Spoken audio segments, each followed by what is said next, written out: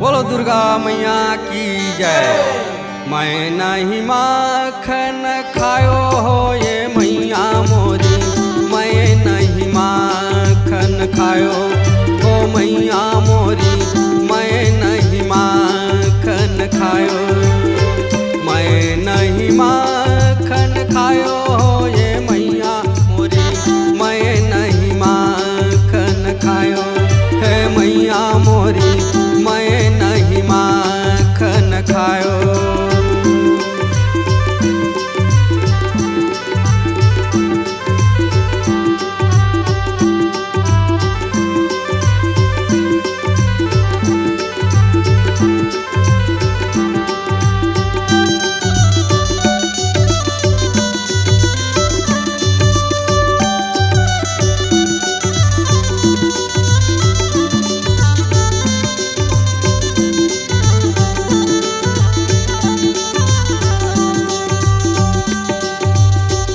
भयो गैयन के पीछे मधुबन मोहे पठायो, भोर भयो गैयन के पीछे मधुबन मोहे पठायो, भोर भयो गैयन के पीछे मधुबन मोहे पठायो, भोर भयो गैयन के पीछे मधुबन मोहे पठायो। चार पहर बंसीवन भटके, चार पहर बंसीवन भटके, सांझ पर घर आए हो ये मैया मोरी, मैं नहीं माखन खायो ये मैया मोरी, मैं नहीं माखन खायो।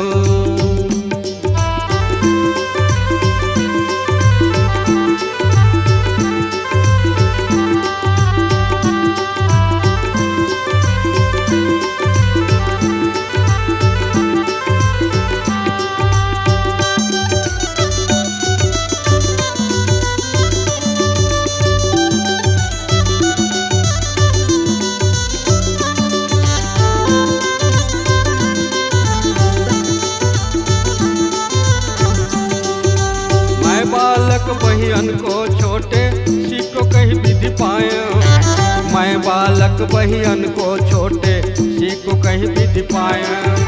बाल बाल सब बैर पड़े हैं, बाल बाल सब बैर पड़े हैं, पर्वत मुखा लपटायो हो ये मैया मोरी, मैं नहीं माखन खायो ओ मैया मोरी, मैं नहीं माखन खायो।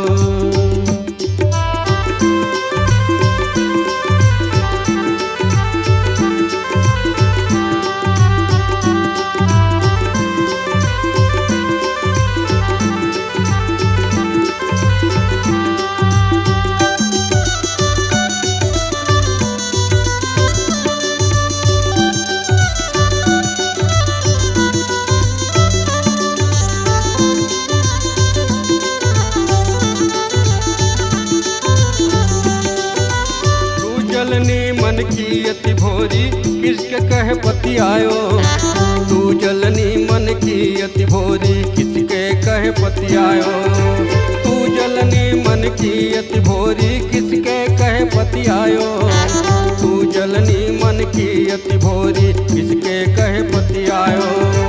जिया तेरे कसु भेदू बजी है, जिया तेरे कसु भेदू बजी है, सांझ पर घर आए हो ये मैया मोरी, मैं नहीं माखन खायो ओ भवानी, मैं नहीं माखन खायो।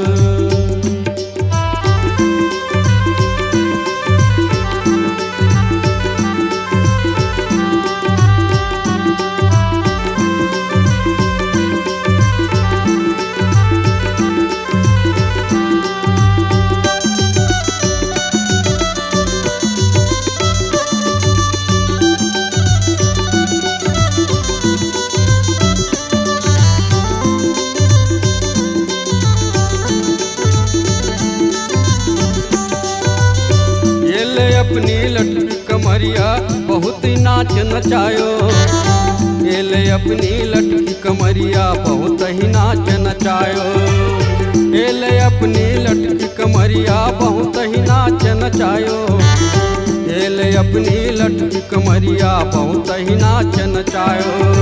सूरदास तब बिसरी यशोदा, सूरदास तब बिसरी यशोदा, ले उरा कंठ लगायो ये मैया मोरी मैं नहीं माखन खायो।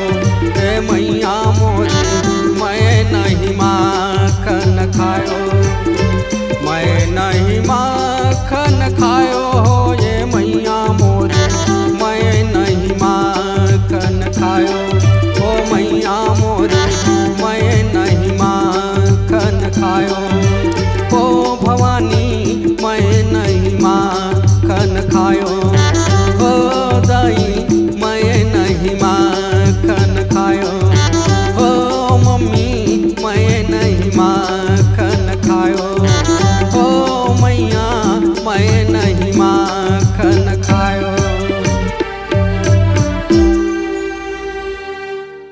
हमारे YouTube चैनल राजेंद्र पाल यादव को लाइक, शेयर एवं सब्सक्राइब करें। लेटेस्ट अपडेट पाने के लिए बेल आइकन को दबाना बिल्कुल न भूलें।